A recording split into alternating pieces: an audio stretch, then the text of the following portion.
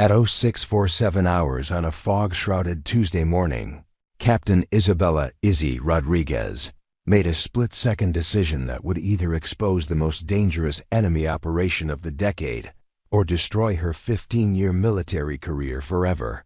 What? She discovered during her unauthorized flight over the Karvana Mountains wouldn't just vindicate her court-martial. It would rewrite the entire strategic landscape of the war. Preparing and narrating this type of story took us long efforts and hard work. So if you are enjoying the story, please consider subscribing to our channel. The pre-dawn briefing room at Forward Operating Base Blackstone felt more like a tribunal than a mission planning session. Isabella sat rigidly in the back corner, her flight suit pressed to regulation perfection despite knowing that every detail of her appearance would be scrutinized and found wanting. The familiar weight of her father's aviator wings, pinned discreetly inside her left breast pocket, pressed against her ribs, a reminder of the legacy she was supposedly tarnishing with her reckless disregard for chain of command, Colonel Marcus. Hendrik stood at the front of the room, his laser pointer dancing across the tactical display with practiced precision. His voice carried the authority of someone who had never questioned an order in his 23-year career, and he made sure everyone in the room understood that unwavering obedience was the cornerstone of military excellence. The morning's mission parameters were straightforward: routine surveillance sweeps along the established patrol corridors, maintaining safe distances from hostile territory, and absolutely no deviations from approved flight paths. Falcon Squadron will take primary reconnaissance along sectors 7 through 12, Hendricks announced, his pointer highlighting the well-worn routes that had been flown hundreds of times over the past 6 months. Viper Squadron handles secondary sweeps of the eastern approaches, maintain standard altitude, standard communication protocols, and remember, we're observers, not cowboys. A ripple of confident chuckles spread through the assembled pilots, most of them fresh-faced academy graduates who viewed combat flying as an extension of their video game expertise.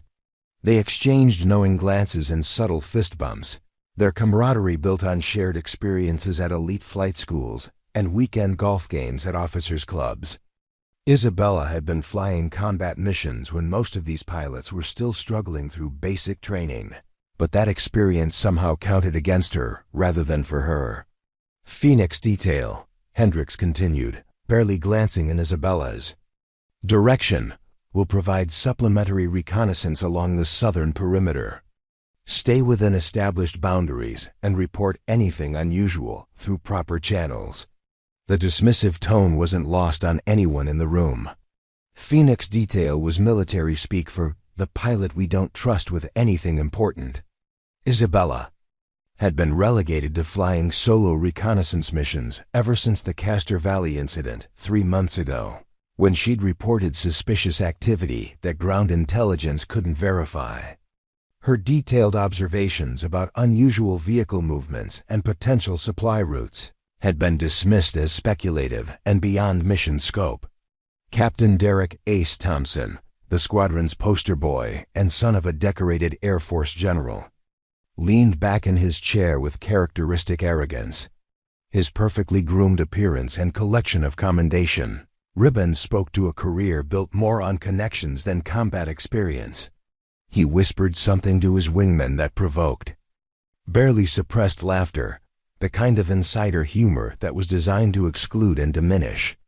"Something you'd like to share with the group, Captain Thompson?" Hendricks asked, though his tone suggested he already knew and approved of whatever commentary was being passed around. "Nothing important, sir," Thompson replied with a grin that didn't reach his eyes. "Just wondering if Phoenix Detail needs special instructions about staying within the kiddie pool."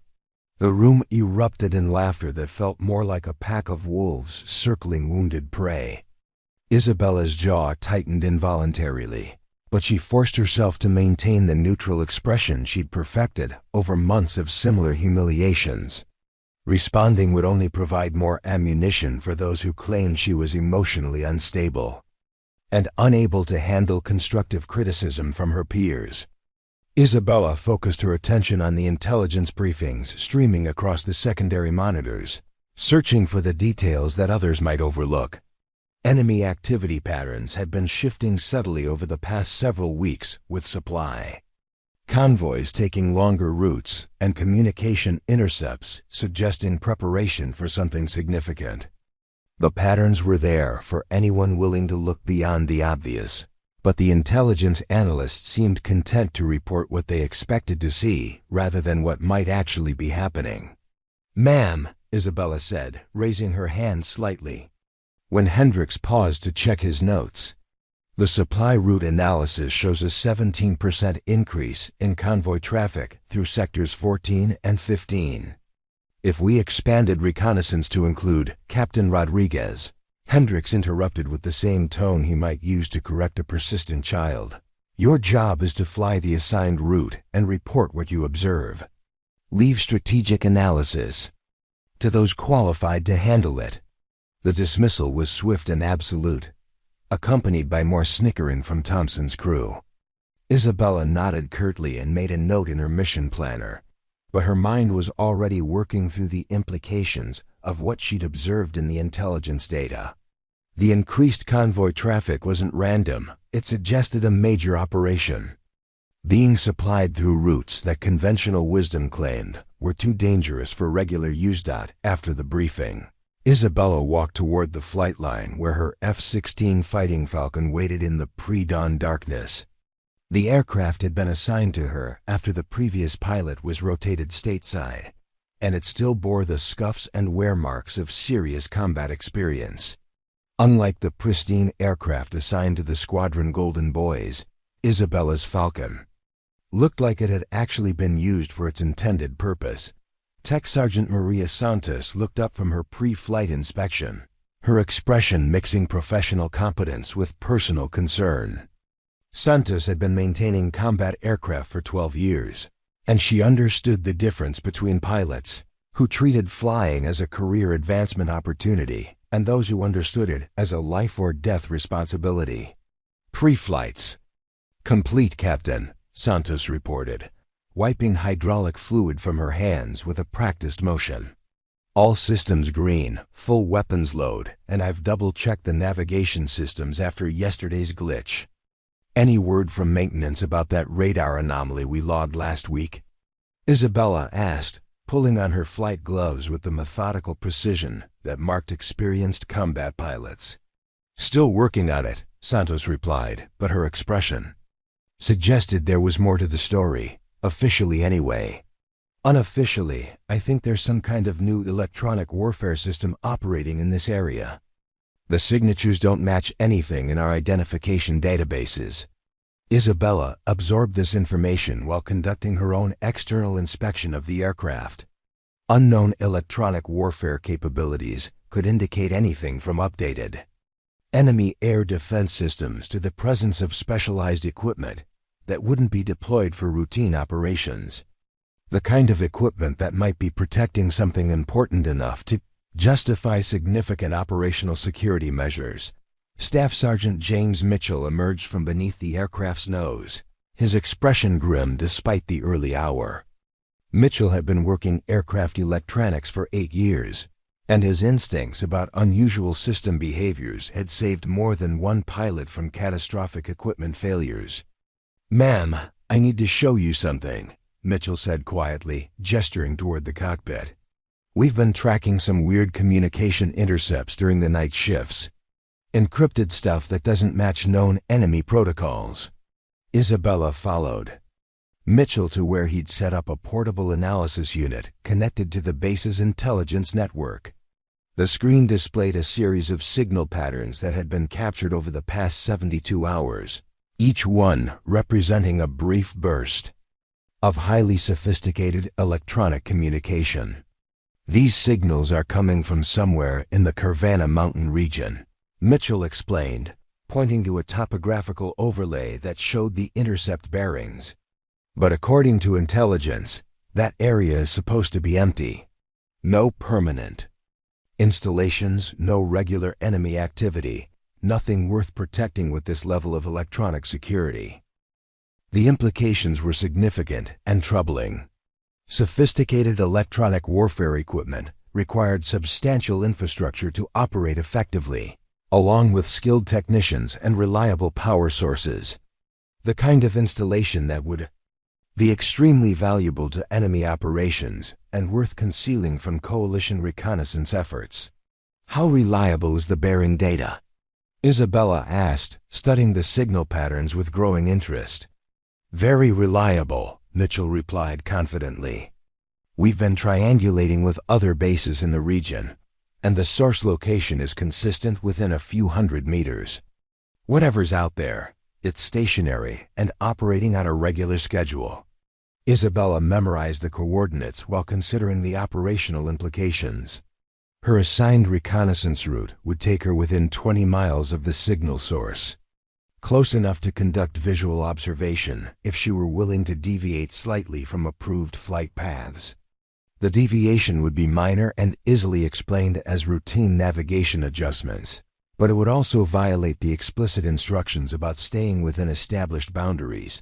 Senior Airman Lisa Chun joined the group, carrying a tablet displaying the latest weather analysis and threat assessments. Chun specialized in intelligence fusion, combining data from multiple sources to create comprehensive situational awareness for combat operations. Her analyses had consistently identified threats and opportunities that others missed, but her recommendations were often dismissed as overly cautious by senior officers who preferred simple, straightforward mission profiles. "Captain, you should see the pattern analysis I've been working on," Chun said, her voice carrying the excitement of someone who discovered something significant. "The enemy supply movements aren't random. They're following a hub-and-spoke pattern with the center point somewhere in the mountains." Chun's tablet displayed a sophisticated visualization showing convoy routes, timing patterns, and supply flow analysis. The data painted a clear picture of logistics operations centered on a location that official intelligence claimed it didn't exist. The mathematical precision of the patterns suggested a major operational center rather than the temporary camps and mobile units that were typically found in contested territory. "How confident are you in this analysis?" Isabella asked, though she was already convinced by the quality of Chun's work. "Extremely confident," Chun replied immediately. "I've been tracking these patterns for 6 weeks, and the correlation is too strong to be coincidental. There's definitely something major operating out of the Karvana region, something worth protecting with sophisticated security measures." Isabella looked around at her small group of technical specialists, each of them reporting evidence that contradicted official intelligence assessments. The picture they painted was of a significant enemy installation operating in an area that was supposedly under coalition surveillance. The disconnect between reality and official reports suggested either massive intelligence failures or deliberate misinformation designed to protect enemy operations. "What's your assessment of the threat level if we were to conduct close reconnaissance of this area?" Isabella asked, addressing the group collectively. Santos answered first, her mechanical expertise informing her tactical assessment. "Aircraft-wise, we'd be flying into unknown air defense coverage. Could be anything from shoulder-fired missiles to sophisticated radar-guided systems." Mitchell added his electronic warfare perspective. "The communication security suggests they've got serious defensive capabilities. They wouldn't invest in that level of protection unless they had something worth protecting." Chun provided the intelligence analysis that tied everything together. "Based on the supply patterns and operational security, I'd estimate this is either a major command center or a critical production facility. Possibly both." Isabella weighed the information against her orders and her oath as a military officer. Her assigned mission was routine reconnaissance along established routes, designed to gather information that would probably duplicate what had already been collected dozens of times. Meanwhile, her technical specialists had identified what appeared to be a major enemy installation operating with impunity just outside the boundaries of authorized surveillance. The sound of jet engines spooling up across the flight line reminded Isabella that other pilots were beginning their pre-flight procedures. Thompson's crew was already taxiing toward the primary runway, their aircraft loaded with standard reconnaissance packages for their routine patrol routes. They would fly their assigned patterns, collect their routine data, and return to base. Having accomplished exactly what was expected of them, Isabella made her decision with the same calm deliberation that had carried her through 15 years of military service. She would fly her assigned route and conduct her authorized reconnaissance, but she would also gather the intelligence that her country needed, rather than limiting herself to the intelligence that her commanders wanted to hear. "I want full documentation of everything we've discussed," she told her team. "Signal intercepts, pattern analysis, technical assessments, all of it properly logged and filed. Whatever happens today, I want a complete record of what we knew and when we knew it." The team exchanged glances that mixed admiration with concern. They understood that Isabella was preparing to do something that would either advance her career or end it, and they were committed to supporting her decision, regardless of the personal cost. As Isabella climbed into her cockpit and began her startup procedures, she touched the photo tucked behind her instrument panel, her father in his Air Force uniform, standing beside the F-4 Phantom he'd flown during his 3 tours in Vietnam. Colonel Eduardo Rodriguez had been shot down during an unauthorized reconnaissance mission over North Vietnam, a mission that had provided critical intelligence about enemy air defense systems. He'd spent 4 years in a prisoner of war camp. Rather than reveal the source of that intelligence, the tower cleared Isabella for takeoff, 15 minutes after the primary squadron, relegating her to secondary priority as usual. As she lifted off into the gray dawn sky, she could see the other aircraft heading toward their assigned patrol areas, their formation flying as precise and predictable as a training exercise. Isabella set course for her authorized reconnaissance route. But her mind was already calculating the minor navigation adjustments that would take her close enough to the Karvana Mountains to investigate what everyone else was determined to ignore. Isabella Rodriguez had been flying combat missions longer than most of her squadron mates had been out of high school, but her experience seemed to count against her rather than for her in the eyes of Forward Operating Base Blackstone's command structure. At 34, she possessed more flight hours in hostile territory than any other pilot on the base, yet she found herself consistently assigned to the least critical missions while younger. Less experienced pilots received the high-profile reconnaissance assignments that could advance their careers. Her service record read like a textbook example of military excellence, top 10% of her class at the Air Force Academy, distinguished graduate from fighter pilot training, and combat decorations from 3 separate deployments. She had logged over 2,000 hours in the F-16 Fighting Falcon, including more than 400 hours of combat time in some of the most dangerous airspace in the world. Her technical knowledge of aircraft systems was encyclopedic, her understanding of enemy tactics was intuitive, and her ability to operate independently in contested territory was legendary among the enlisted personnel who maintained her aircraft. Yet, none of this experience seemed to matter to Colonel Hendricks and his inner circle of Academy cronies.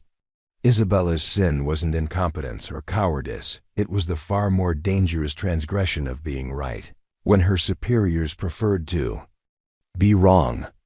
She had developed an inconvenient habit of seeing patterns that others missed, asking questions that others preferred to avoid, and pursuing intelligence leads that made senior officers uncomfortable. The foundation of Isabella's tactical expertise had been laid during her childhood in San Antonio, where her father had taught her to think like both a pilot and an intelligence analyst. Colonel Eduardo Rodriguez had been a legendary figure in Air Force reconnaissance, a pilot whose unauthorized missions over North Vietnam had provided critical intelligence while earning him 4 years in a prisoner of war camp. He had survived captivity by maintaining his mental discipline and his absolute conviction that gathering accurate intelligence was worth any personal cost. Eduardo had taught his daughter to read aerial photographs like other children read picture books, showing her how to identify vehicle types from tire tracks, estimate facility purposes from building configurations, and recognize defensive patterns. From the placement of guard posts and communication equipment, he had instilled in her a profound understanding that intelligence gathering wasn't just about collecting information, it was about protecting the lives of soldiers who would be sent into harm's way based on that information. The enemy will always try to show you what they want you to see, Eduardo had explained during one of their weekend flying lessons at the local airport. Your job is to see what they're trying to hide. Look for the things that don't belong, the patterns that don't make sense, the shadows that fall in the wrong direction. Those lessons had served Isabella well during her first combat deployment, when she had identified a series of improvised explosive device factories hidden in civilian buildings by recognizing the unusual electrical power consumption patterns and vehicle movement schedules. Her reports had led to successful raids that had eliminated a major threat to coalition ground forces, but they had also established her reputation as a pilot who couldn't be counted on to stay within the comfortable boundaries of routine reconnaissance. Isabella's second deployment had reinforced that reputation when she discovered an enemy communications hub disguised as a telecommunications repair facility. The discovery had come during an unauthorized low-level reconnaissance flight that had violated standing orders about minimum altitude restrictions.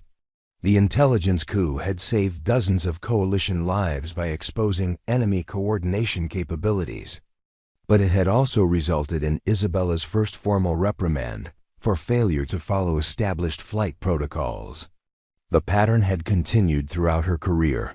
Isabella would identify threats and opportunities that others missed. Her discoveries would prove strategically valuable, and she would be punished for the methods she had used to gather the intelligence. Each success made her more valuable as an operational asset, while simultaneously making her more dangerous as a potential embarrassment to senior officers who preferred predictable, controllable subordinates. The Kastor Valley incident 3 months earlier had been the final straw for Colonel Hendricks. Isabella had observed unusual supply convoy movements during a routine reconnaissance mission, noting that the vehicles were following routes that should have been too dangerous for regular use. Her detailed analysis had suggested the presence of a major enemy logistics operation, complete with fuel storage facilities, ammunition depots, and maintenance workshops.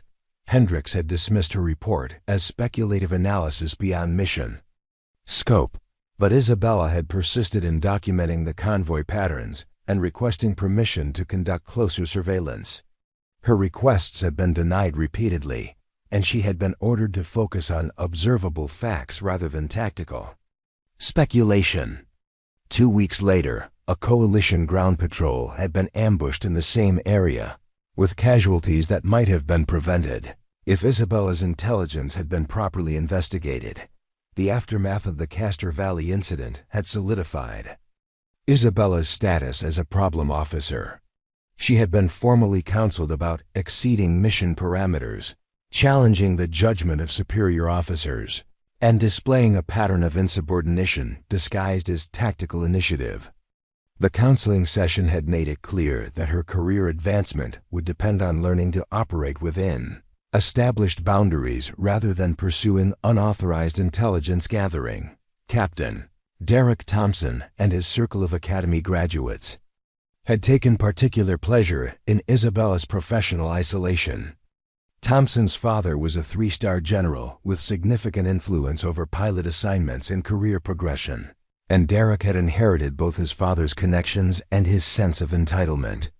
He viewed Isabella's combat experience as a threat to his own advancement prospects, and he had worked systematically to undermine her credibility with senior officers.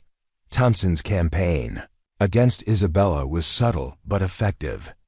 He would question her tactical assessments during briefings, suggest that her combat stress might be affecting her judgment, and imply that her unauthorized reconnaissance activities demonstrated poor decision-making skills. His criticisms were always phrased as professional concerns rather than personal attacks, making them difficult to challenge directly while gradually eroding confidence in Isabella's reliability. The social dynamics of the officers' club reinforced Isabella's isolation from the squadron's power structure. Thompson and his allies dominated the informal gatherings where real decisions were made and career-advancing relationships were formed. Isabella's attempts to participate in these social events were met with polite tolerance at best, and her absence was interpreted as evidence of antisocial tendencies that made her unsuitable for leadership positions. Major Patricia Webb, the squadron's intelligence officer, represented another source of professional frustration for Isabella. Webb was competent but risk-averse, preferring to report intelligence that confirmed existing assessments rather than challenging conventional wisdom with new data. She viewed Isabella's detailed tactical reports as disruptive complications that made her own job more difficult by raising questions that senior officers preferred not to address. Webb's intelligence briefings consistently understated the sophistication of enemy operations, describing improvised defensive measures where Isabella observed systematic defensive planning and characterizing strategic supply movements as routine logistics activities. The disconnect between Webb's sanitized assessments and Isabella's field observations created a false sense of security that Isabella found professionally unconscionable. The enlisted personnel who maintained Isabella's aircraft understood her value in ways that the officer corps seemed unable to appreciate. Tech Sergeant Santos had worked with dozens of pilots over her 12-year career, and she could distinguish between those who treated flying as a career stepping stone and those who understood it as a life-or-death responsibility. Isabella's meticulous attention to aircraft maintenance, her detailed post-flight debriefings, and her genuine concern for crew safety marked her as the kind of pilot that enlisted personnel would follow anywhere. Staff Sergeant Mitchell's electronic warfare expertise had been developed through years of analyzing enemy communications and defensive systems. He recognized that Isabella's tactical intuitions were consistently validated by technical intelligence, even when senior officers dismissed her observations as speculation. Mitchell had documented numerous instances where Isabella's field reports had accurately predicted enemy capabilities that were later confirmed through electronic surveillance or captured. Equipment analysis. Senior Airman Chun's intelligence fusion work had provided her with a comprehensive view of enemy operational patterns across the entire theater of operations. She understood that Isabella's reconnaissance reports contained tactical insights that weren't being properly analyzed or distributed through official intelligence channels. Chun had developed her own informal network of intelligence analysts who shared information about emerging threats and opportunities that weren't receiving adequate attention from senior officers. The collective expertise of Isabella's support team created an informal intelligence capability that operated parallel to official channels. They shared information about enemy activity patterns, technical capabilities, and operational vulnerabilities that might not appear in formal intelligence reports for weeks or months. This informal network had identified several threats and opportunities that had been missed by conventional intelligence analysis, but their recommendations were consistently dismissed as speculation by officers who preferred simple, straightforward assessments. Isabella's personal quarters reflected her professional isolation and her dedication to continuous learning about enemy capabilities. Her walls were covered with maps, aerial photographs, and tactical analyses that she had developed during her off-duty hours. She studied enemy operational patterns with the intensity of a doctoral student, searching for insights that might protect coalition forces or identify strategic opportunities. Her personal library included technical manuals about foreign aircraft and weapons systems, historical analyses of successful reconnaissance operations, and theoretical works about intelligence gathering in contested environments. She corresponded regularly with intelligence analysts at other bases, sharing observations and seeking alternative perspectives on emerging threats that weren't being adequately addressed through official channels. The photograph of her father that she carried in her flight suit served as both inspiration and reminder of the personal costs associated with unauthorized intelligence gathering. Eduardo Rodriguez had sacrificed 4 years of his life rather than compromise the intelligence network that had provided critical information about enemy air defense systems. His example demonstrated that some missions were worth pursuing regardless of personal consequences, and that accurate intelligence was more valuable than career advancement or personal safety. Isabella's commitment to that principle had already cost her opportunities for promotion and advancement to more prestigious assignments. Her efficiency reports consistently praised her technical competence and flight skills, while noting concerns about her tendency to exceed mission parameters and reluctance to accept guidance from superior officers. The coded language made it clear that her career progression would depend on learning to operate within established boundaries rather than pursuing unauthorized intelligence activities. Yet Isabella understood that the stakes of her current situation extended far beyond personal career considerations. The intelligence patterns she had identified suggested enemy capabilities and intentions that weren't being adequately addressed by conventional reconnaissance efforts.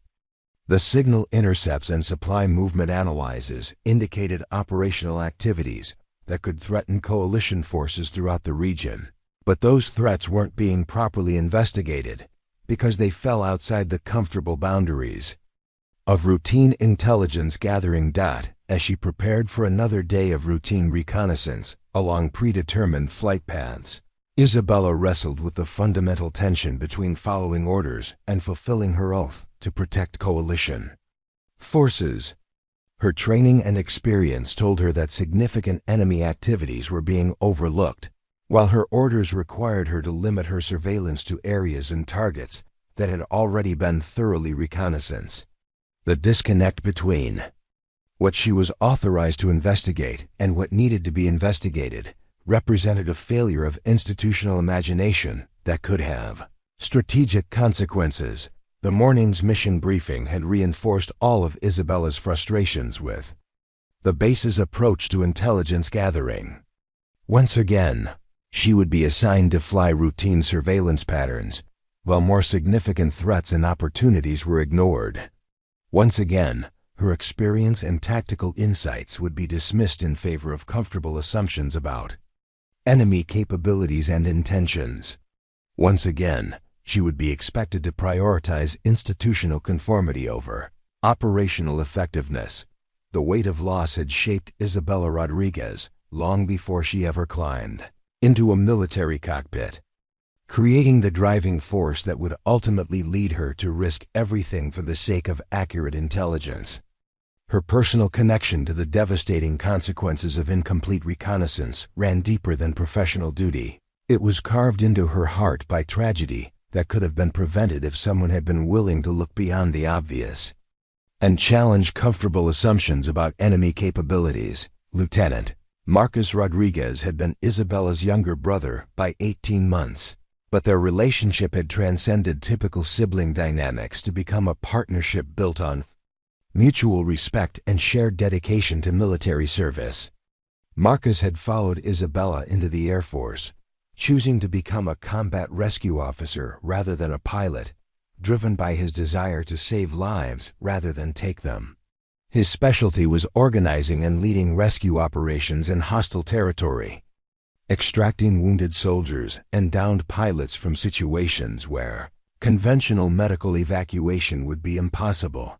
Marcus possessed the same analytical mind that had made Isabella such an effective reconnaissance pilot, but he applied his intellectual gifts to understanding enemy tactics from the perspective of someone who had to operate on the ground in contested areas. He studied insurgent movement patterns, analyzed improvised explosive device placement strategies, and developed innovative techniques for conducting rescue operations in environments where enemy forces had significant advantages in local knowledge and defensive positioning. The Rodriguez siblings had maintained close contact throughout their respective deployments, sharing tactical insights and intelligence observations through encrypted communications that supplemented official military channels. Isabella would provide Marcus with aerial reconnaissance data about areas where his rescue teams might be called upon to operate, while Marcus would share ground-level intelligence about enemy capabilities and defensive preparations that weren't always captured in conventional intelligence reports. Their informal intelligence sharing had proven valuable on numerous occasions, helping both siblings anticipate threats and identify opportunities that might otherwise have been missed. Isabella's aerial observations had helped Marcus plan safer approach routes for rescue operations, while Marcus's ground-level insights had helped Isabella understand how her reconnaissance data translated into tactical advantages for coalition forces operating in contested territory. The mission that claimed Marcus's life had begun as a routine combat rescue operation in the Helmand province, where a coalition patrol had been ambushed while conducting the village security assessment. 3 soldiers had been wounded in the initial attack, with one requiring immediate medical evacuation to prevent loss of life.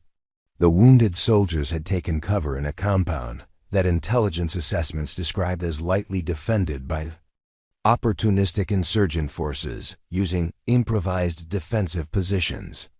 Marcus had volunteered to lead the rescue team because his experience with similar operations made him the most qualified officer available for the mission. The intelligence briefing had characterized the enemy forces as a small group of local insurgents armed with rifles and improvised explosive devices, the kind of opposition that a well-trained rescue team could overcome through superior tactics and equipment. The operation was expected to be completed within 2 hours, with minimal risk to the rescue personnel. Isabella had been conducting reconnaissance missions in a different sector when the rescue operation began, but she had monitored the radio communications and tracked the team's progress through official channels. The initial reports had been encouraging, with Marcus confirming that his team had reached the pickup zone and begun extracting the wounded soldiers. The enemy opposition appeared to be exactly what intelligence had predicted: disorganized, lightly armed, and primarily focused on escape rather than sustained combat. The situation had changed catastrophically when Marcus's team discovered that the intelligence assessment had missed the presence of a sophisticated enemy defensive network that included professionally trained fighters, military-grade weapons, and carefully prepared fighting positions. The opportunistic insurgent forces turned out to be elements of an elite enemy unit that had been using the area as a training facility for advanced urban combat techniques. Marcus had found himself leading a rescue operation against enemy forces that were far more capable and better equipped than anyone had anticipated. Instead of facing rifle-armed insurgents in improvised positions, his team confronted professional soldiers using coordinated small unit tactics, military-grade communications equipment, and weapon systems that included rocket-propelled grenades and heavy machine guns positioned in reinforced defensive positions. The intelligence failure had been comprehensive and devastating. The enemy unit's presence in the area had been completely undetected by conventional reconnaissance. Their defensive preparations had been misidentified as civilian construction activities, and their sophisticated equipment had been dismissed as unlikely to be available to insurgent forces operating in remote areas. The intelligence analysts had seen what they expected to see rather than what was actually there, creating a false sense of security that had sent Marcus's rescue team into a tactical nightmare. Marcus had died while providing covering fire for the evacuation of the wounded soldiers he had come to rescue. His actions had saved 3 lives, but the cost had been his own life and the lives of 2 other rescue team members who had been caught in enemy crossfire during the extraction operation. The rescue mission had ultimately succeeded in saving the wounded soldiers, but the casualties among the rescue team had been entirely preventable if accurate intelligence had been available about the true nature of the enemy forces in the area. After action review had revealed the systematic intelligence failures that had contributed to the tragedy, multiple reconnaissance flights over the area had failed to identify the enemy training facility, despite clear indicators that should have been recognizable to experienced analysts. Communication intercepts had been misinterpreted, supply movement patterns had been ignored, and defensive preparation activities had been dismissed as routine civilian construction projects. Isabella had obtained copies of the reconnaissance data that had been collected prior to Marcus's mission, and her analysis had revealed numerous indicators that should have warned intelligence officers about the presence of professional enemy forces. Unusual vehicle movement patterns, sophisticated communication signatures, and defensive construction activities had all been documented, but dismissed as insignificant by analysts who preferred simple explanations over complex realities. The photographs from surveillance flights showed clear evidence of military-style defensive preparations, including fighting positions that had been constructed according to professional military engineering principles rather than the improvised fortifications typically associated with insurgent forces. The positioning and design of these defensive works demonstrated tactical sophistication that should have indicated the presence of trained military personnel rather than local insurgents. Electronic surveillance data had captured communication patterns that included military-style operational security measures, coordinated timing sequences, and technical terminology that indicated professional military training. These communications had been noted in intelligence reports, but characterized as routine insurgent coordination, rather than evidence of sophisticated enemy capabilities that might pose unusual threats to coalition forces. The supply movement analysis had shown patterns consistent with support for a professional military training operation, including regular deliveries of specialized equipment, ammunition, and supplies that exceeded the requirements of typical insurgent activities. The frequency and coordination of these supply movements should have indicated the presence of a significant enemy installation rather than the small, temporary insurgent presence that intelligence assessments had described. Isabella's detailed analysis of the pre-mission intelligence had identified 17 specific indicators that should have warned coalition forces about the true nature of the enemy presence in the area. Each indicator had been documented in official intelligence reports, but none had been properly analyzed or integrated into comprehensive threat assessments that might have prevented the tragedy that claimed Marcus's life. The institutional response to Marcus's death had been characteristic of military bureaucracy confronted with uncomfortable truths about its own failures. The intelligence failures were acknowledged in classified reports that were never distributed beyond senior leadership circles, while public accounts of the incident focused on the heroism of the rescue team rather than the preventable intelligence failures that had made their sacrifice necessary. Colonel Patricia Morrison, the intelligence officer responsible for the pre-mission assessment, had been quietly reassigned to a staff position that removed her from operational intelligence responsibilities.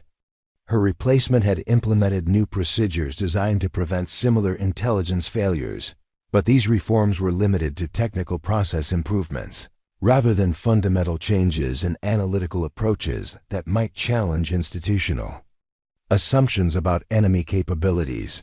The official investigation had concluded that the intelligence failures resulted from inadequate coordination between intelligence collection assets and insufficient integration of multi-source intelligence data. These findings had led to procedural reforms that required additional layers of review and approval for intelligence assessments, but they had not addressed the underlying cultural problems that encouraged analysts to report what senior officers wanted to hear rather than what the evidence actually indicated. Isabella had testified during the investigation about the intelligence indicators that should have been recognized prior to Marcus's mission. Her testimony had been detailed, technically accurate, and professionally presented, but it had also been uncomfortable for senior officers who preferred simple explanations that didn't implicate institutional failures in intelligence analysis and distribution. The investigation's final report had praised Isabella's analytical capabilities, while noting concerns about her tendency to second-guess intelligence assessments prepared by qualified analysts. The coded criticism had made it clear that her willingness to challenge conventional intelligence wisdom was viewed as a professional liability, rather than a valuable capability that might prevent future intelligence failures. The personal impact of Marcus's death had been compounded by Isabella's understanding that his sacrifice had been entirely preventable. The intelligence needed to properly assess the enemy threat had been available, but institutional failures in analysis and distribution had prevented that intelligence from reaching the decision-makers who needed it. Marcus had died not because of enemy capabilities or tactical mistakes, but because of intelligence failures that could have been avoided if someone had been willing to challenge comfortable assumptions about enemy operations. Isabella had attended Marcus's funeral at Arlington National Cemetery, where he had been buried with full military honors in recognition of his heroic actions during the rescue operation. The ceremony had been attended by senior officers who praised Marcus's courage and dedication while avoiding any mention of the intelligence failures that had made his sacrifice necessary. The disconnect between public recognition of Marcus's heroism and institutional denial of the intelligence failures that had caused his death had crystallized Isabella's determination to prevent similar tragedies through more accurate reconnaissance and intelligence gathering. The personal items that Marcus had left behind included detailed tactical notes about enemy capabilities and operational patterns that he had observed during his rescue operations. His observations had been more accurate and insightful than many official intelligence reports, but they had never been properly integrated into intelligence databases because they came from a junior officer rather than established intelligence channels. Isabella had incorporated Marcus's tactical insights into her own reconnaissance activities, using his ground-level observations to better understand how aerial surveillance data should be interpreted and analyzed. His notes had helped her recognize patterns and indicators that might otherwise have been missed, improving her ability to identify threats and opportunities that weren't captured in conventional intelligence assessments. The photograph of Marcus that Isabella carried in her flight suit showed him in his combat rescue officer uniform, standing beside the helicopter that he had used for rescue operations throughout his deployment. His expression reflected the same combination of professional competence and personal determination that had characterized both Rodriguez siblings throughout their military careers. The photograph served as both inspiration and reminder of the personal stakes involved in accurate intelligence gathering. Marcus's death had taught Isabella that incomplete or inaccurate intelligence didn't just affect mission success rates or strategic objectives. It killed people who trusted that someone was providing them with the information they needed to survive in hostile environments. Every intelligence failure represented not just professional incompetence, but moral failure to protect the lives of soldiers who depended on accurate information for their survival. Preparing and narrating this type of story took us long efforts and hard work. So if you are enjoying the story, please consider subscribing to our channel. The lessons learned from Marcus's death had shaped every aspect of Isabella's subsequent reconnaissance activities. She approached each mission with the understanding that the intelligence she gathered might determine whether other soldiers lived or died, and that institutional preferences for comfortable assumptions over uncomfortable realities could have devastating consequences for people operating in contested territory.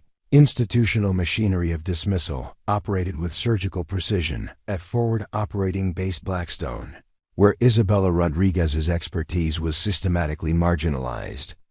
Through a carefully orchestrated campaign of professional isolation, The process was subtle enough to maintain plausible deniability while being thorough enough to ensure that her tactical insights never gained traction with the officers who made strategic decisions. Every aspect of the base's social and professional hierarchy worked to reinforce the message that challenging established intelligence assessments was a career-limiting behavior that marked officers as unreliable troublemakers. Colonel Marcus Hendricks had perfected the art of institutional dismissal during his 23-year military career, learning to neutralize problematic subordinates without creating martyrs or generating formal complaints that might reflect poorly on his leadership abilities. His approach to managing Isabella combined public respect for her technical qualifications with private skepticism about her judgment, creating an environment where her recommendations could be safely ignored without appearing to discriminate against her professional capabilities. The morning staff meetings provided Hendricks with regular opportunities to demonstrate his management philosophy regarding officers who exceeded their assigned roles. When Isabella presented detailed tactical analyses based on her reconnaissance observations, Hendricks would listen politely before redirecting the conversation toward broader strategic considerations that were beyond the scope of individual pilot responsibilities. His responses were always professionally courteous, but they consistently conveyed the message that tactical speculation from junior officers was unwelcome in strategic planning discussions. Captain Rodriguez raises interesting points. Hendricks would typically respond to Isabella's tactical briefings, but we need to focus on mission objectives that fall within our established operational parameters. Intelligence analysis is handled by qualified specialists who have access to information sources beyond individual pilot observations. The Colonel's standard response accomplished multiple objectives simultaneously. It acknowledged Isabella's input in a way that couldn't be characterized as dismissive. It reinforced the institutional hierarchy that placed intelligence analysis beyond her official responsibilities, and it suggested that her observations were necessarily incomplete compared to official intelligence assessments prepared by qualified specialists. The implication was clear: junior pilots should limit themselves to flying assigned missions rather than attempting strategic analysis. Major Patricia Webb's intelligence briefings provided another venue for institutional dismissal of Isabella's tactical insights. Webb had developed a practiced ability to acknowledge Isabella's field reports while minimizing their significance through selective emphasis and contextual reframing that supported predetermined assessments rather than challenging them. Her responses to Isabella's observations followed a predictable pattern that neutralized potentially disruptive intelligence without appearing to suppress it. Captain Rodriguez has submitted detailed observations about unusual activity patterns in Sector 15. Webb would announce during intelligence briefings, which we've integrated into our comprehensive threat assessment for the region. While individual reports sometimes suggest concerning activities, our analysis indicates that these observations are consistent with routine enemy logistics operations rather than evidence of significant strategic developments. Webb's approach was professionally devastating because it created the appearance of thorough intelligence analysis while actually dismissing Isabella's observations through bureaucratic language that was impossible to challenge directly. Isabella couldn't argue that her reports weren't being considered without appearing to question Webb's professional competence, and she couldn't demand more detailed analysis without exceeding her official responsibilities as a reconnaissance pilot. The intelligence officer's systematic minimization of Isabella's field reports had broader implications beyond individual mission briefings. Webb's assessments became part of the official intelligence record that was distributed to higher command levels, where Isabella's tactical insights were buried beneath layers of bureaucratic interpretation that eliminated their practical significance. Potential threats that Isabella had identified through careful observation became routine enemy activities. In official reports, while opportunities for tactical advantage were characterized as insufficient data for strategic planning.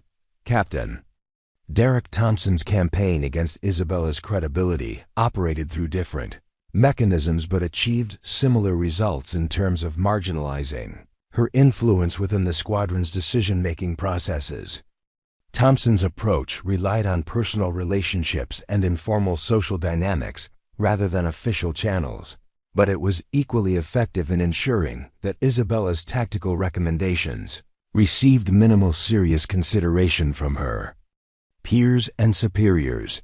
Thompson had cultivated relationships with junior officers throughout the base by leveraging his family connections and academy background to create an informal network of allies who shared information and coordinated responses to perceived threats to their collective advancement prospects.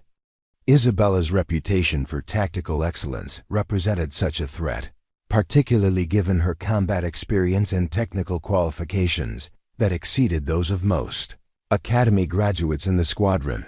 The social dynamics of the officers club provided Thompson with regular opportunities to shape perceptions of Isabella's reliability and judgment through carefully crafted conversations that appeared to be casual observations rather than deliberate character assassination. His comments about Isabella were always framed as professional concerns rather than personal criticism, making them difficult to challenge while effectively undermining her credibility with other officers. "I'm concerned about Rodriguez's tendency to see threats everywhere," Thompson would mention during informal gatherings at the officers' club. "Combat stress can affect judgment in ways that pilots don't always recognize. Her reports about enemy activities always seem more dramatic than what other pilots observe in the same areas."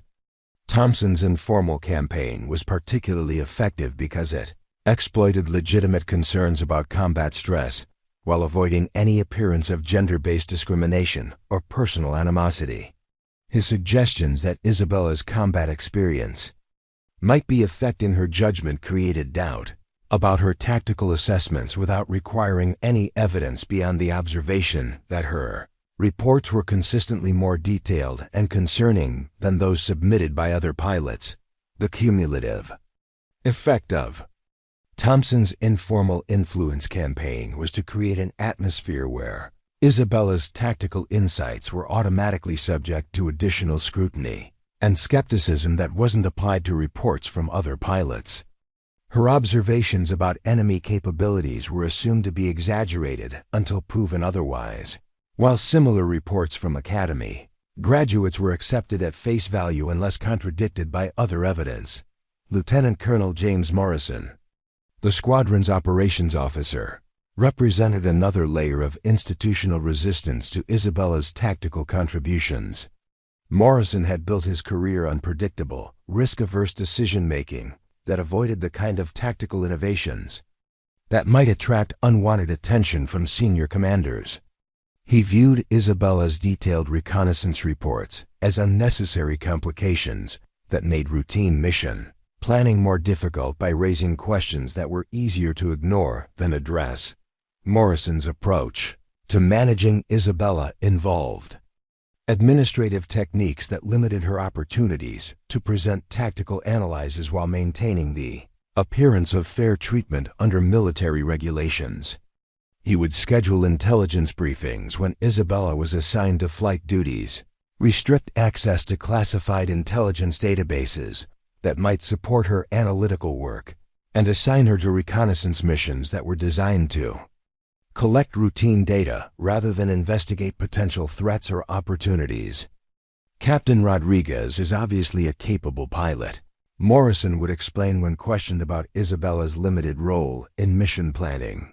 But we have qualified intelligence specialists who are responsible for strategic analysis. Pilots need to focus on flying their assigned missions rather than attempting to duplicate intelligence functions that are handled by other departments. Morrison's administrative approach was particularly frustrating for Isabella because it was impossible to challenge through official channels without appearing to demand special treatment or question the squadron's organizational structure. She couldn't argue for expanded access to intelligence resources without exceeding her official responsibilities, and she couldn't complain about mission assignments without appearing to reject legitimate orders from superior officers. The base's formal intelligence review process provided another mechanism for institutional dismissal of Isabella's tactical insights through bureaucratic procedures that created the appearance of thorough analysis while actually filtering out information that challenged established assessments. Intelligence reports that contradicted conventional wisdom were subjected to additional review, requirements that effectively prevented them from reaching decision-makers in time to influence operational planning. Isabella's detailed reports about enemy activity patterns were routinely referred to specialist review committees that included officers with minimal field experience, but extensive bureaucratic expertise in managing information flow within military institutions. These committees would spend weeks analyzing reports that required immediate tactical responses, ensuring that any actionable intelligence was too old to be useful by the time it completed the review process. The bureaucratic filtering system was designed to prevent intelligence failures by ensuring that all reports were thoroughly vetted before distribution, but it actually created intelligence failures by preventing timely distribution of tactical information that could influence operational planning. Isabella's warnings about enemy capabilities were buried beneath layers of review and analysis that eliminated their practical value while creating the appearance of responsible intelligence management. Master Sergeant Robert Chun, the base's senior intelligence analyst, understood the institutional dynamics that prevented Isabella's tactical insights from receiving appropriate attention, but he was powerless to change systems that had been designed by officers who prioritized institutional stability over tactical effectiveness. Chun had 20 years of experience in military intelligence, and he recognized that Isabella's field observations were consistently more accurate and valuable than the sanitized assessments that emerged from the official intelligence process. Captain Rodriguez has better tactical instincts than any pilot I've worked with, Chun would confide to trusted colleagues, but the system isn't designed to handle intelligence that challenges comfortable assumptions. Her reports get buried under layers of review that are designed to protect senior officers from having to make difficult decisions based on uncomfortable information. Chun's informal support for Isabella's analytical work provided her with access to technical resources and historical intelligence data that she used to develop comprehensive threat assessments that supplemented her official reconnaissance reports. Their collaboration was necessarily discreet to avoid creating problems for Chun's career, but it enabled Isabella to produce tactical analyses that were far more sophisticated than what would normally be expected from a reconnaissance pilot. Informal intelligence network that developed around Isabella's tactical work included enlisted personnel and junior officers who understood the value of her insights but lacked the institutional authority to ensure that her recommendations received appropriate attention from senior decision-makers. This network provided Isabella with information and support that enabled her to continue developing tactical analyses despite official discouragement, but it also reinforced her isolation from the formal command structure that controlled mission planning and resource allocation. Staff Sergeant Lisa Park, a communications specialist with extensive experience in electronic warfare analysis, had worked with Isabella to develop detailed assessments of enemy communication capabilities that revealed sophisticated coordination networks operating throughout the region. Park's technical expertise complemented Isabella's tactical insights, creating intelligence products that were far superior to official assessments prepared by intelligence officers with limited field experience. The enemy's communication patterns show professional military coordination, Park would explain during their informal analytical sessions, but official intelligence reports characterize the same patterns as routine insurgent activities because acknowledging their sophistication would require admitting that our threat assessments have been inadequate. The collaboration between Isabella and the base's technical specialists produced intelligence analyses that consistently predicted enemy capabilities and activities more accurately than official assessments. But these analyses were dismissed by senior officers who preferred simple explanations that didn't require changes to established operational procedures.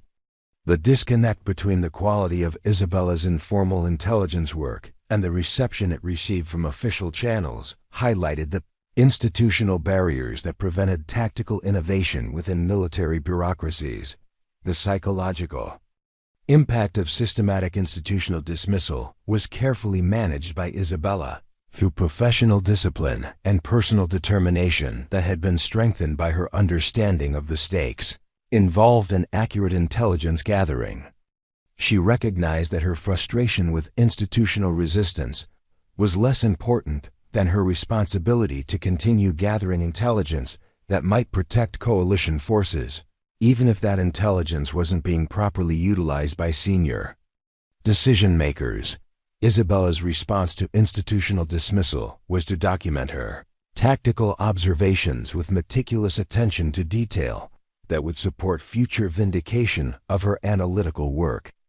She maintained comprehensive records of her reconnaissance findings, enemy activity patterns, and tactical recommendations that had been dismissed by senior officers, creating an archive that demonstrated the systematic nature of intelligence failures within the base's operational structure.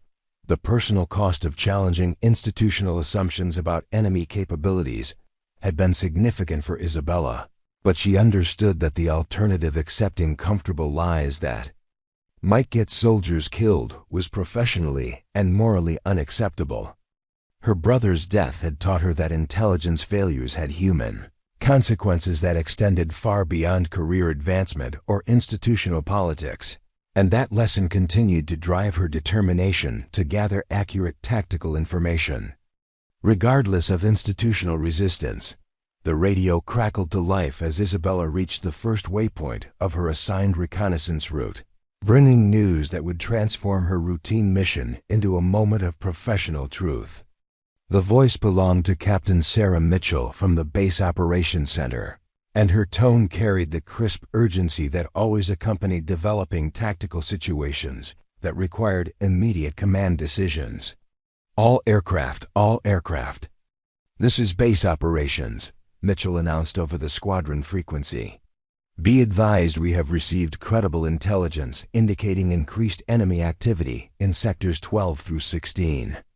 All reconnaissance flights are directed to maintain minimum safe distance from these areas until further notice. Isabella's grip tightened on the flight controls as she processed the implications of the transmission.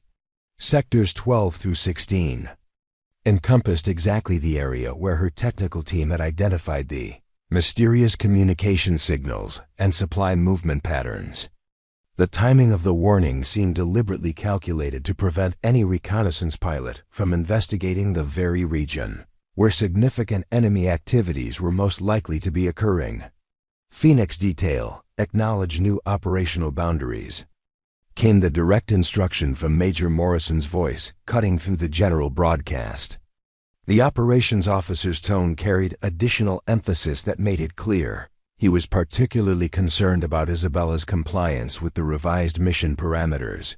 Isabella keyed her microphone to acknowledge the instruction while her mind raced through the tactical implications of what she had just heard. The official warning about increased enemy activity, based on credible intelligence, directly contradicted every briefing she had received about enemy capabilities in the region. According to official assessments, sectors 12 through 16 contained nothing more significant than abandoned villages and routine supply routes that posed minimal threat to coalition aircraft. The contradiction between official threat assessments and current operational warning suggested either a massive intelligence failure or deliberate misinformation designed to prevent reconnaissance of areas that might contain sensitive enemy installations. Isabella's technical team had provided her with specific coordinates for communication intercepts that originated from Sector 14. precisely the area now declared off-limits to Coalition reconnaissance activities. Base Operations Phoenix. Detail, Isabella transmitted, her voice maintaining professional calm despite the internal conflict she was experiencing. Request clarification on nature of increased enemy activity. My assigned route includes portions of Sector 14. The response came not from Captain Mitchell, but from Colonel Hendricks himself, his voice carrying unmistakable authority and barely concealed irritation at having his instructions questioned by a junior officer. Phoenix Detail, you are directed to avoid all areas designated as increased threat zones. Revise your flight plan to remain within Sectors 7 through 11. The Colonel's intervention represented an unusual level of command attention for routine operational adjustments, suggesting that senior officers were particularly concerned about preventing reconnaissance activities in the restricted areas.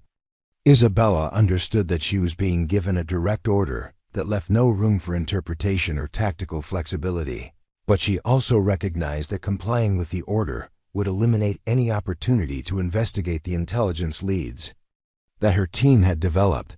Isabella's F-16 was currently flying at 28,000 feet over terrain that offered perfect visibility for aerial reconnaissance.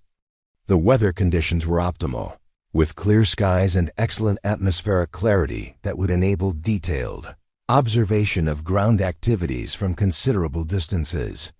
Her aircraft's reconnaissance equipment was functioning perfectly, and she had sufficient fuel to conduct comprehensive surveillance of any area within a 100-mile radius of her current position. The coordinates that Staff Sergeant Mitchell had provided for the communication intercepts placed the signal source approximately 30 miles northeast of her current position, well within the area that had just been declared off-limits to Coalition reconnaissance. The bearing and distance calculations indicated that the source was located in mountainous terrain that would provide excellent concealment for large installations, while offering commanding views of surrounding approach routes. Isabella's tactical training had taught her to recognize the classic indicators of concealed enemy facilities, and the Karvana Mountains possessed all the characteristics that professional military forces would seek when establishing major operational bases. The terrain offered natural protection from aerial observation, multiple escape routes through mountain passes, and defensible positions that could be fortified against ground assault. The area also provided access to supply routes that could support significant military operations while remaining largely invisible to CONVENTIONO reconnaissance efforts. Senior Airman Chun's intelligence analysis had identified supply movement patterns that suggested regular support for substantial military activities in the restricted area, but those patterns weren't reflected in official intelligence assessments that characterized the region as largely uninhabited and strategically insignificant. The disconnect between observed activities and official descriptions suggested either systematic intelligence failures or deliberate concealment of information that would require tactical responses beyond routine reconnaissance missions. Isabella found herself confronting the fundamental choice that defined military careers: whether to follow orders that conflicted with professional judgment about tactical necessities. Her training emphasized absolute obedience to superior officers, but her oath as a military officer required her to protect coalition forces through accurate intelligence gathering. The two imperatives were now in direct conflict, forcing her to choose between institutional loyalty and operational effectiveness. The memory of her brother Marcus provided additional context for her decision-making process. Marcus had died because intelligence failures had prevented accurate threat assessments that might have saved his life and the lives of his rescue team members. The current situation appeared to involve similar intelligence failures that could result in similar tragedies if enemy capabilities in the restricted area weren't properly assessed and reported. Isabella's professional experience had taught her that enemy forces didn't respect artificial boundaries created by coalition command structures, and that threats operating in off-limits areas could still pose significant dangers to coalition forces operating in adjacent sectors. Accurate intelligence about enemy capabilities and intentions was essential for protecting coalition personnel, regardless of whether those capabilities were located in areas that senior officers preferred to ignore. The tactical situation required immediate decision-making because Isabella's current flight path was rapidly approaching the point where she would need to turn away from the restricted area or risk violating direct orders from Colonel Hendricks. Her fuel consumption calculations indicated that she had approximately 15 minutes to decide whether to comply with official orders or pursue unauthorized reconnaissance that might provide critical intelligence about enemy operations. Isabella's aircraft was equipped with sophisticated reconnaissance systems that could gather detailed intelligence about ground activities from considerable distances, enabling her to conduct surveillance of the restricted area without necessarily entering the boundaries that had been declared off-limits. The distinction between flying near restricted areas and flying over them might provide enough technical compliance with orders to avoid immediate charges of insubordination while still enabling intelligence gathering about potential threats. Base Operations Phoenix Detail, Isabella transmitted, carefully choosing her words to maintain technical compliance while preserving tactical flexibility. Understand restriction on sectors 12 through 16. Request confirmation that reconnaissance of adjacent areas remains authorized if minimum safe distance is maintained. The response came after a lengthy pause that suggested consultation among senior officers about how to respond to Isabella's request for clarification. Major Morrison's voice carried noticeable tension when he finally replied. Phoenix Detail, you are authorized to conduct reconnaissance along the boundaries of restricted sectors, maintaining minimum 5-mile separation from designated areas. Morrison's response provided Isabella with exactly the operational authority she needed to conduct intelligence gathering activities that would appear to comply with orders while actually enabling detailed observation of the restricted area. 5-mile separation from the boundaries of sectors 12 through 16 would place her aircraft in perfect position to conduct visual and electronic reconnaissance of activities within the supposedly empty mountainous region. Isabella adjusted her flight path to approach the northeastern boundary of Sector 14, where the communication intercepts had suggested the presence of significant enemy installations. Her new course would maintain technical compliance with Morrison's instructions while enabling comprehensive surveillance of the area, where her technical team had identified suspicious activities that weren't reflected in official intelligence assessments. The tactical implications of her decision were clear to Isabella, even as she executed the course change. She was choosing to pursue intelligence-gathering activities that exceeded her official authorization while maintaining technical compliance with direct orders from superior officers. The distinction was subtle, but potentially crucial if her actions were subsequently reviewed by senior commanders, who might question her interpretation of operational instructions. Isabella's reconnaissance equipment began detecting electronic emissions from the direction of the restricted area as she approached the boundary coordinates that Morrison had specified. The signals were sophisticated and powerful, indicating the presence of military-grade communication and radar systems that were far more advanced than anything that should have been operating in an area that intelligence assessments described as largely uninhabited. The electronic signatures matched the patterns that Staff Sergeant Mitchell had identified during his analysis of communication intercepts, confirming that significant enemy capabilities were operating in the area that coalition forces had been ordered to avoid. The sophistication of the electronic emissions suggested professional military installations rather than the improvised facilities typically associated with insurgent operations in remote areas. Isabella's tactical training enabled her to recognize that she had discovered evidence of enemy capabilities that posed potential threats to coalition operations throughout the region. But she also understood that reporting those capabilities would require acknowledging that she had conducted reconnaissance activities that exceeded her official authorization.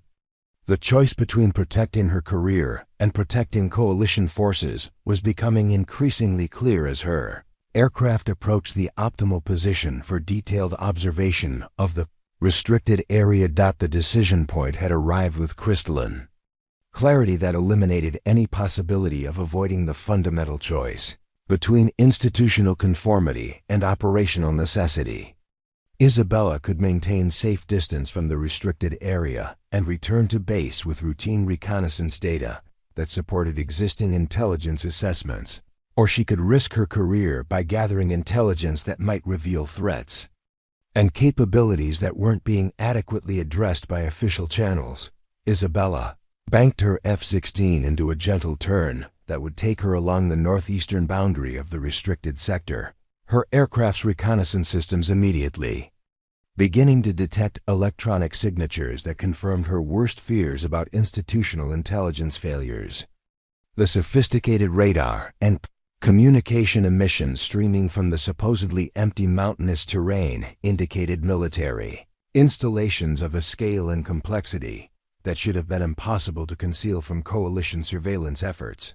Her aircraft's electronic warfare suite was painting a picture of enemy capabilities that directly contradicted every official assessment she had received about the strategic significance of the Karvana Mountain region.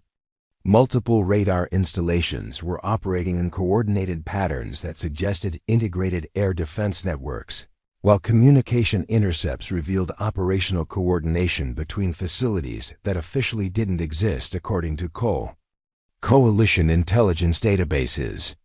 "This is impossible," Isabella whispered to herself as she watched the data streaming across her reconnaissance displays. The electronic signatures indicated not just the presence of enemy forces, but the existence of a major military complex that had been operating undetected within 50 miles of Forward Operating Base Blackstone. The implications were staggering. Coalition forces had been conducting operations for months, while remaining completely unaware of significant enemy capabilities that could threaten every aspect of their mission. Isabella's tactical training enabled her to recognize the professional military characteristics of the installations she was observing through her aircraft sensors. The radar systems were positioned according to standard military doctrine for integrated air defense, with overlapping coverage zones and redundant capabilities that indicated sophisticated tactical planning. The communication patterns showed operational security measures that exceeded anything typically associated with insurgent forces operating in remote areas. The visual observation capabilities of Isabella's reconnaissance equipment revealed additional evidence of professional military installations concealed within the mountainous terrain. Camouflage structures were positioned to take advantage of natural concealment while maintaining tactical functionality, and supply routes were engineered according to military standards that enabled efficient logistics support while minimizing vulnerability to aerial surveillance. Isabella found herself documenting evidence of enemy capabilities that represented fundamental threats to coalition operations throughout the region. But she also understood that gathering this intelligence required her to violate the spirit, if not the letter, of her operational orders. She was maintaining the 5-mile separation distance that Major Morrison had specified, but she was using her aircraft's advanced sensors to conduct detailed surveillance of areas that had been declared off-limits to coalition reconnaissance. Her reconnaissance systems were capturing imagery and electronic intelligence that would revolutionize understanding of enemy capabilities in the theater. But Isabella knew that presenting this intelligence would require acknowledging that she had exceeded her official authorization to gather it.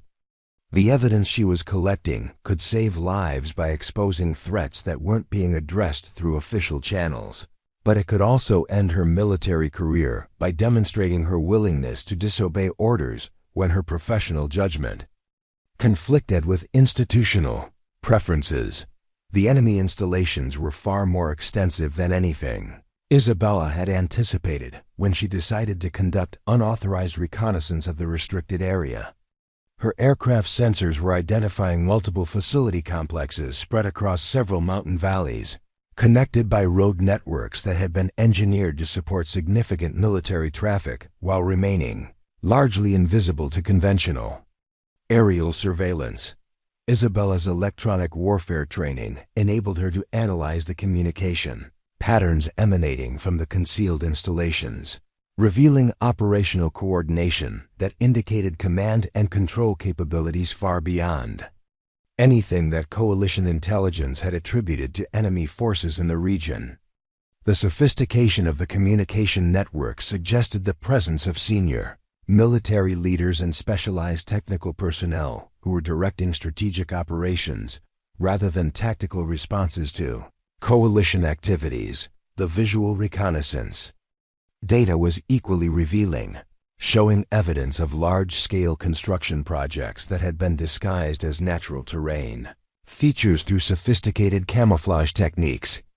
Isabella could identify vehicle parks, weapons storage facilities, and communication installations that had been concealed beneath artificial vegetation and terrain modifications that would be virtually undetectable to casual aerial observation.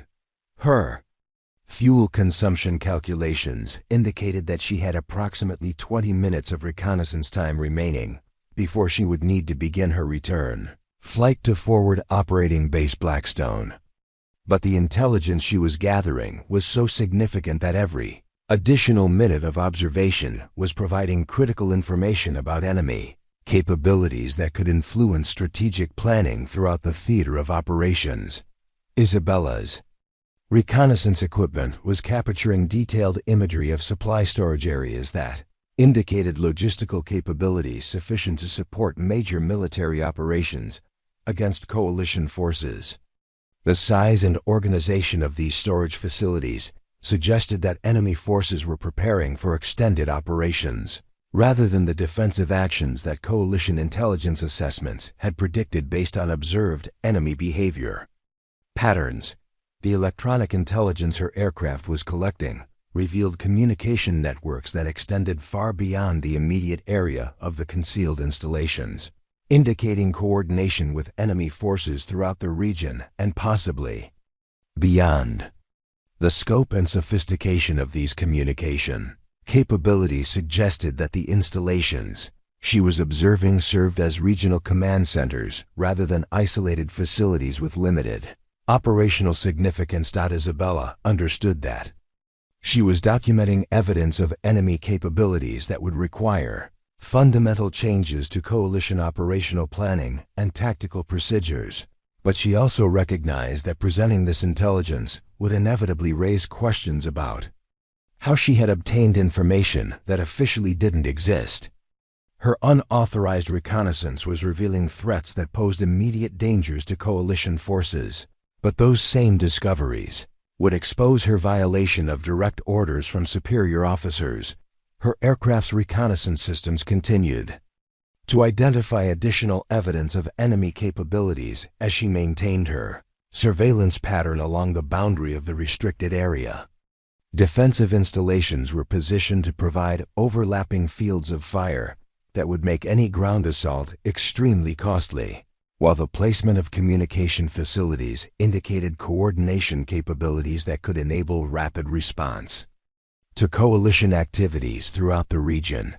The scope of the enemy installations was becoming clear as Isabella's reconnaissance continued, revealing a military complex that rivaled coalition facilities in terms of size and sophistication.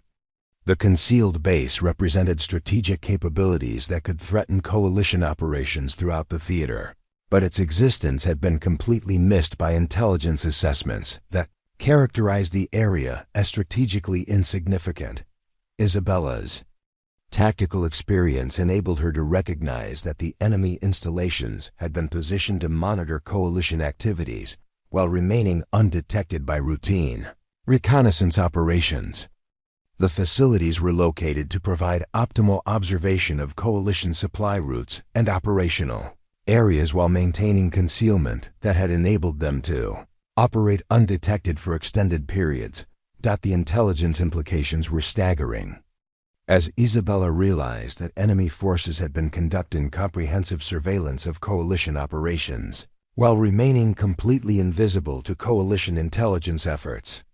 The concealed installations possessed capabilities that could enable enemy forces to anticipate and counter coalition tactical moves with devastating effectiveness, fundamentally altering the strategic balance in the region. Her reconnaissance was revealing not just enemy capabilities, but intelligence failures of such magnitude that they threatened the security of coalition forces throughout the theater of operations.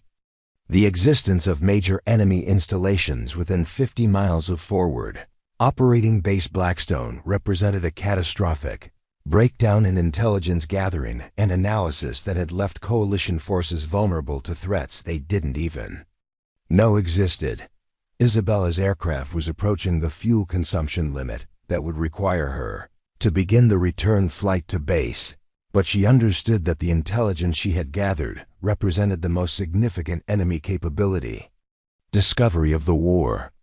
The concealed installations posed immediate threats to coalition operations, while demonstrating enemy capabilities that exceeded anything that official intelligence assessments had acknowledged. The moment of decision had arrived as Isabella reached the point where she would need to choose between returning to base with unauthorized intelligence that could save lives or continuing her reconnaissance to gather additional information about enemy capabilities that could prove even more significant. Her fuel calculations indicated that she had enough remaining capacity for approximately 10 additional minutes of reconnaissance, but those minutes would provide critical intelligence about the full scope of enemy installations in the area. Isabella made her choice with the same professional determination that had characterized her entire military career, banking her aircraft toward the most significant enemy facility complex, while accepting the reality that her decision would either vindicate her tactical judgment or end her military service. The intelligence she was gathering was too important to abandon, based on concerns about career consequences or institutional politics. Her reconnaissance systems captured final imagery of the enemy command center as she prepared for the return flight to Forward Operating Base Blackstone, completing an intelligence gathering mission that would either revolutionize coalition understanding of enemy capabilities or result in court-martial proceedings that would end her military career.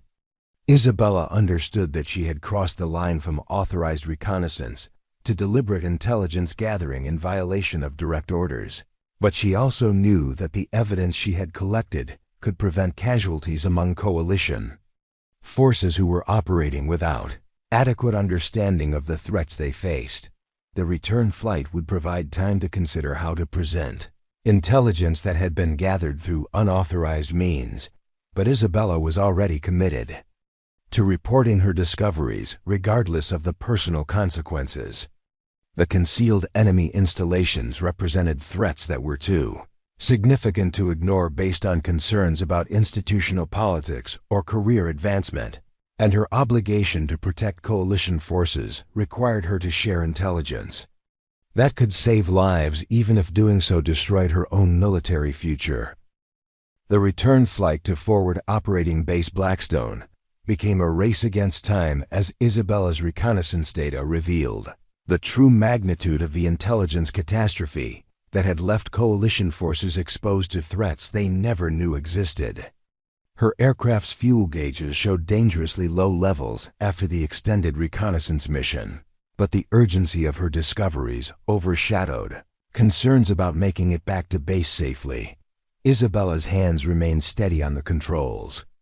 Despite the internal turmoil she felt as she prepared to present intelligence that would either vindicate her tactical judgment or end her military career through court-martial proceedings.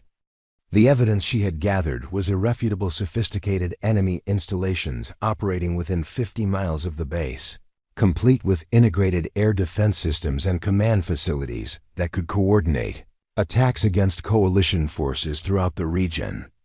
Her aircraft's communication systems crackled with routine radio traffic as other pilots reported completion of their assigned reconnaissance missions, their transmissions describing the predictable observations of routine patrol flights that had encountered nothing more significant than abandoned villages and empty supply routes. The contrast between their routine reports and her earth-shattering discoveries highlighted the intelligence failures that had characterized coalition operations for months. Base operations, Phoenix detail requesting priority landing clearance. Isabella transmitted as she approached the outer traffic pattern around Forward Operating Base Blackstone. Her voice maintained professional calm despite knowing that the next few hours would determine whether her military career would end in disgrace or recognition for extraordinary service under impossible circumstances. The response came from Captain Mitchell in the tower, her tone reflecting the routine nature of what she assumed was a standard reconnaissance flight, returning with unremarkable intelligence data. Phoenix detail, you're cleared for approach to runway 27. Report your fuel state and any maintenance issues. Isabella's fuel gauges showed levels that were uncomfortably low but sufficient for a normal landing approach. Though her extended reconnaissance mission had consumed reserves that would have been available for emergency procedures if needed. Base operations.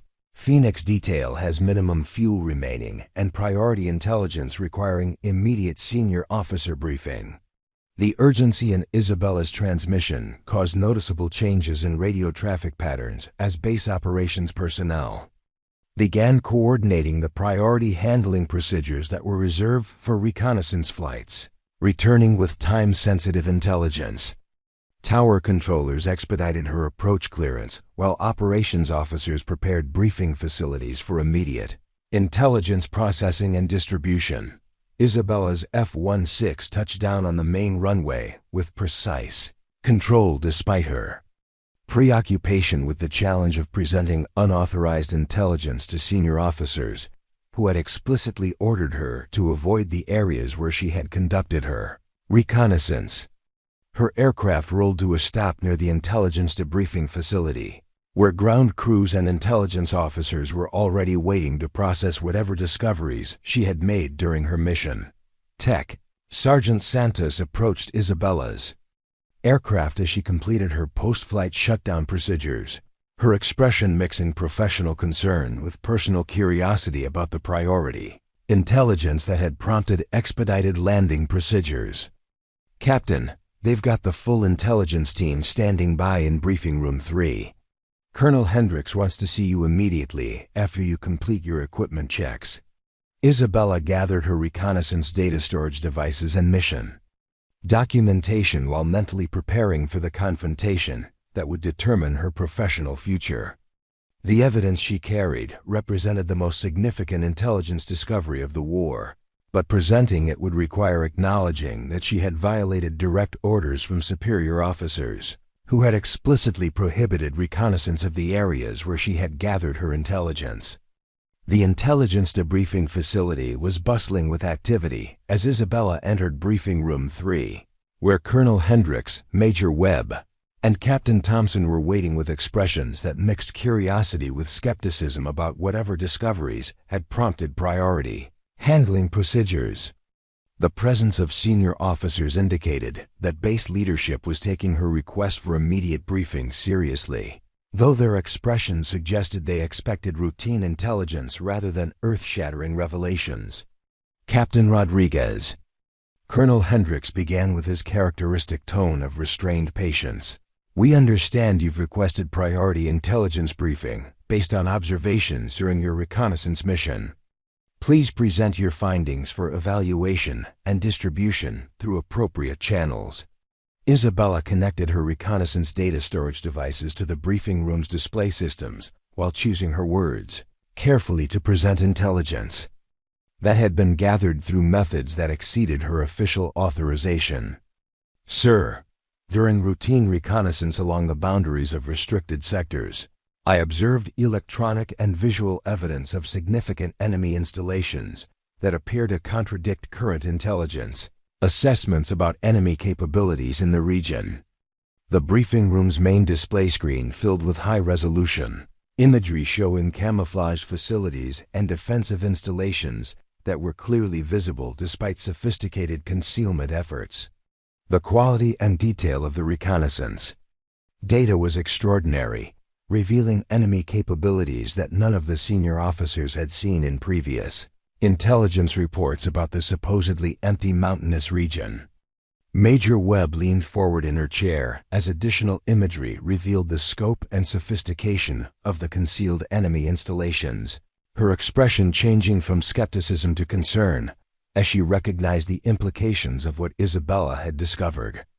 "Captain, these installations appear to be far more sophisticated than anything we've assessed as operating in this region. How did you obtain this level of detail while maintaining the required separation distances?" Isabella's response required careful calibration to acknowledge the exceptional nature of her reconnaissance, while maintaining technical compliance with the orders she had received. "Ma'am, the reconnaissance was conducted from authorized positions using maximum sensor capability. The installations appear to have been concealed through sophisticated camouflage that would be undetectable to routine aerial observation, Captain." Thompson's expression reflected disbelief and professional jealousy as he examined reconnaissance imagery that exceeded anything he had ever produced during his own missions. "This level of intelligence detail seems inconsistent with maintaining 5-mile separation from restricted areas. Are you certain about your navigation accuracy during this reconnaissance?" The question represented exactly the challenge Isabella had anticipated, forcing her to defend intelligence-gathering methods that had technically complied with orders, while exceeding their intended limitations. "Sir, navigation was conducted according to standard procedures using GPS confirmation of position relative to sector boundaries. All reconnaissance was conducted from positions that maintained required separation distances."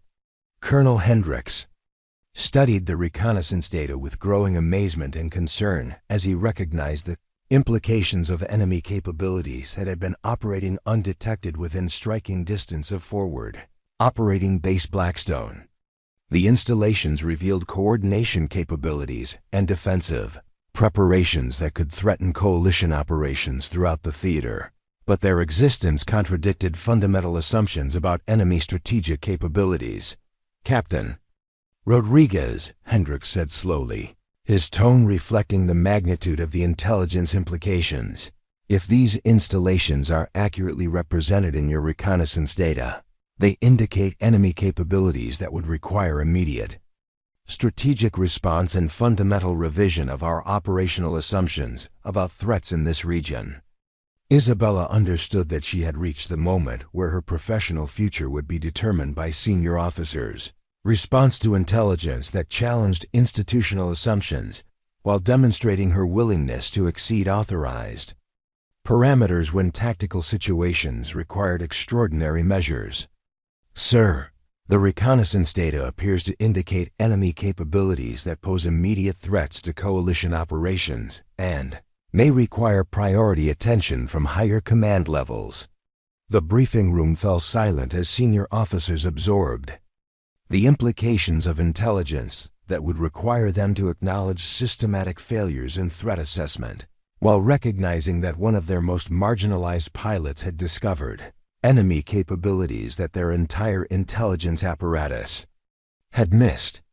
The contradiction between institutional dismissal of Isabella's tactical judgment and the undeniable quality of her reconnaissance discoveries created cognitive dissonance that would require fundamental reassessment of command priorities and procedures. Major Webb began immediate coordination with higher command levels to report intelligence discoveries that would require strategic response, while Colonel Hendricks faced the uncomfortable reality that his most problematic subordinate had provided intelligence that could reshape coalition operations throughout the theater. The institutional machinery that had marginalized Isabella's tactical contributions was suddenly confronted with evidence that her professional judgment was superior to official intelligence assessments prepared by qualified specialists with access to comprehensive information sources. The moment of professional vindication had arrived. But Isabella understood that her discovery of major enemy installations through unauthorized reconnaissance had created institutional dilemmas that could still result in disciplinary action, despite the strategic value of her intelligence contributions. Intelligence briefing that followed Isabella's reconnaissance discoveries sent shockwaves through the coalition command structure that reached the highest levels of military leadership within hours of her initial report. What began as a routine debriefing of a marginalized pilot's unauthorized reconnaissance became an emergency strategic reassessment that forced senior commanders to confront the magnitude of intelligence failures that had left coalition forces vulnerable to threats they never knew existed. Within 6 hours of Isabella's initial briefing, reconnaissance aircraft from 3 different bases were conducting coordinated surveillance of the Karvana Mountain region, their missions authorized. At the theater command level, after Isabella's imagery had been verified through multiple independent sources, the sophisticated enemy installations she had discovered were not only real, but represented strategic capabilities that exceeded coalition intelligence estimates of enemy strength throughout the entire region.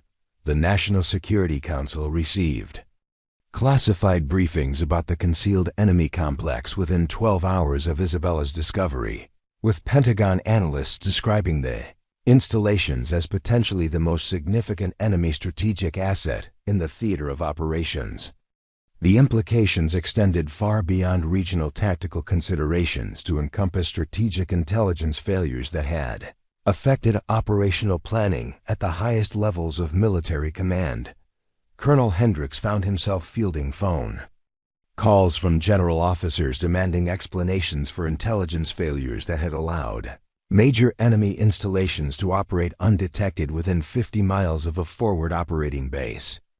The uncomfortable questions about institutional processes that had marginalized the pilot who discovered the installations created professional embarrassment that reached the highest levels of the command structure. Sir, Captain Rodriguez conducted unauthorized reconnaissance in violation of direct orders, Hendricks explained during a secure video conference with theater command leadership. But the intelligence she gathered has been confirmed through multiple independent sources. The enemy installations represent capabilities that we completely missed through conventional intelligence channels. General Patricia Morrison, the theater intelligence commander, listened to Hendricks' explanation with growing concern about the institutional implications of intelligence failures that had been exposed by a junior officer operating outside authorized channels. Colonel, I need to understand how a single pilot discovered strategic enemy installations that our entire intelligence apparatus missed. What does this tell us about our assessment procedures? The question represented exactly the institutional accountability that senior officers had hoped to avoid when they marginalized Isabella's tactical contributions. Her discovery of major enemy capabilities through unauthorized methods demonstrated intelligence failures that reflected poorly on established procedures and the officers responsible for implementing them. Major Webb's subsequent analysis revealed that Isabella's reconnaissance had identified enemy installations that posed immediate threats to coalition supply routes, communication systems, and operational security throughout the region. The concealed facilities possessed capabilities that could enable enemy forces to monitor coalition activities, while coordinating strategic responses that could devastate coalition operations. The strategic intelligence assessment prepared by theater analysts described the concealed enemy complex as potentially the most sophisticated installation discovered during the entire conflict, with capabilities that included advanced communication systems, integrated air defenses, and command facilities that could coordinate operations across multiple theaters of conflict. Isabella's tactical insights about enemy capabilities were suddenly in high demand as senior officers sought to understand the full implications of discoveries that challenged fundamental assumptions about enemy strategic capabilities. Her detailed knowledge of the installations became essential for planning tactical responses that could neutralize threats while minimizing risks to coalition forces. Captain Rodriguez, General Morrison announced during a secure briefing session. Your reconnaissance has identified enemy capabilities that require immediate strategic response. I'm authorizing expanded reconnaissance operations based on your tactical assessments, and I want your recommendations about priority targets for follow-up intelligence gathering. The institutional reversal was as dramatic as it was sudden. Isabella found herself briefing senior officers who had previously dismissed her tactical contributions, her expertise now recognized as essential for understanding enemy capabilities that conventional intelligence had completely missed. The same analytical skills that had been characterized as problematic speculation were now praised as exceptional tactical insight that exceeded the capabilities of established intelligence professionals. Captain Thompson's response to Isabella's vindication revealed the personal insecurities that had motivated his campaign to undermine her credibility within the squadron's social hierarchy. His previous dismissal of her tactical assessments appeared foolish in light of discoveries that demonstrated her superior understanding of enemy capabilities and operational patterns.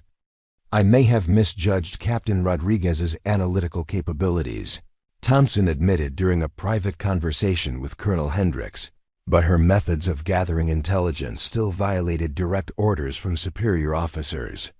Success doesn't necessarily justify insubordination. Hendricks understood that Thompson's concerns reflected broader institutional anxieties about maintaining discipline and authority when subordinate officers demonstrated superior judgment about tactical matters. Isabella's success created uncomfortable precedents about the circumstances under which junior officers might be justified in exceeding their authorized responsibilities. The presidential daily brief included classified information about Isabella's discovery within 48 hours, with intelligence analysts describing the concealed enemy installations as potentially the most significant strategic intelligence coup of the conflict. The implications for regional security and coalition operational planning were considered sufficiently important to warrant attention at the highest levels of government. Isabella's formal recognition came through channels she had never expected. When she decided to conduct unauthorized reconnaissance of the restricted area, the Distinguished Service Medal citation praised her exceptional tactical judgment and courage in gathering intelligence that revealed major enemy capabilities while operating under extreme operational constraints. Captain Isabella Rodriguez demonstrated extraordinary courage and professional competence in conducting reconnaissance operations that revealed significant enemy capabilities previously unknown to coalition intelligence. The citation read, "Her tactical insights and analytical skills enabled strategic discoveries that fundamentally altered understanding of enemy operations throughout the theater." The medal ceremony was attended by senior officers who had previously marginalized her contributions, including Colonel Hendricks and Major Webb, both of whom now praised tactical abilities they had previously dismissed as problematic speculation beyond her official responsibilities. The institutional memory of their previous assessments was diplomatically overlooked in favor of recognition that emphasized Isabella's exceptional service under challenging circumstances. Isabella's promotion to major came with assignment as the theater's senior reconnaissance analyst, a position that enabled her to implement systematic improvements in intelligence gathering procedures that would prevent similar institutional failures in the future. Her experience with marginalization and eventual vindication provided unique insights into organizational dynamics that could either support or suppress tactical innovation within military bureaucracies. The concealed enemy installations were systematically eliminated through precision strikes, coordinated using intelligence that Isabella had gathered during her unauthorized reconnaissance mission. The destruction of the facilities eliminated strategic threats that could have devastated coalition operations while demonstrating the tactical value of intelligence gathering that exceeded conventional institutional boundaries. Isabella's legacy extended beyond individual recognition to encompass institutional changes that would prevent talented officers from being marginalized when their tactical insights challenged comfortable assumptions about enemy capabilities. Her example became a case study in military leadership schools about the importance of encouraging tactical innovation while maintaining appropriate discipline and authority within command structures. The memorial service for her brother Marcus included recognition that his sacrifice had ultimately contributed to intelligence discoveries that saved countless coalition lives through more accurate threat assessments. Isabella's determination to prevent similar intelligence failures had been motivated by Marcus's death, creating a direct connection between personal tragedy and professional achievement that honored his memory through systematic improvements in reconnaissance procedures that would protect future military operations. Years later, the intelligence failures that Isabella had exposed through her unauthorized reconnaissance would be studied as examples of institutional dynamics that could suppress tactical innovation when organizational priorities emphasize conformity over operational effectiveness. Her courage in challenging institutional assumptions had prevented strategic disasters while demonstrating that individual initiative could overcome systematic institutional failures when properly motivated by professional dedication and personal commitment to protecting coalition forces. 5 years after that pivotal reconnaissance mission, Colonel Isabella Rodriguez stood before a packed auditorium at the Air Force Academy, addressing the newest generation of military pilots. Behind her, a large screen displayed satellite imagery of what was now called Rodriguez Base, the former enemy installation that had been converted into a coalition intelligence center after its discovery. The enemy installation we destroyed that day had been operational for 18 months, Isabella told the attentive cadets. In that time, it coordinated attacks that killed over 200 coalition personnel. The intelligence we gathered from that single unauthorized flight prevented thousands more casualties and shortened the conflict by an estimated 8 months. She paused, looking out at the young faces that reminded her of her own academy days. But the real lesson isn't about disobeying orders. It's about the courage to trust your training and instincts when lives hang in the balance, even when institutional pressure tells you to stay silent. The auditorium erupted in applause as Isabella concluded her lecture. Later, in her office, she kept 2 items on her desk: her brother Marcus's rescue team photo and a letter from Tech Sergeant Santos, now running the base's reconnaissance training program. The letter contained a simple message: "Your example saved my son's life during his deployment. Thank you for showing us that one person's courage can change everything." Isabella smiled, understanding that the most important victories weren't always the ones that made headlines. Sometimes they were measured in the lives saved by someone willing to look beyond comfortable assumptions and see the truth that others missed. What did you think of Isabella's incredible story of courage and vindication? Her decision to risk everything for the truth saved thousands of lives and changed military intelligence forever. If you enjoyed this inspiring tale, make sure to hit that subscribe button and join our community of viewers who love stories about ordinary people doing extraordinary things. What other incredible stories of courage would you like to hear? Drop your suggestions in the comments below. We read every single one.